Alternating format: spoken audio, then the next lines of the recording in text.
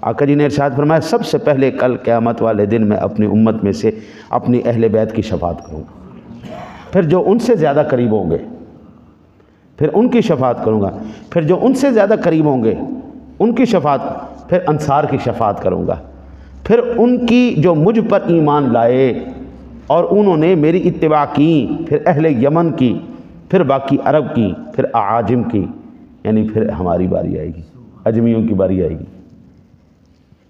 اگر نفع نہیں ہے حضور تو یہ کیا ہے؟ کل قیامت والے دن جناب کسی کے اندر جرت نہیں ہونی کوئی چون چراں کر جائے، لیکن اللہ وحدہ لا شریک نے اپنے محبوب کو یہ طاقت عطا فرمائی ہے۔ اللہ نے شفاعت کا حق محبوب کو عطا فرمایا، محبوب تو فرما دے۔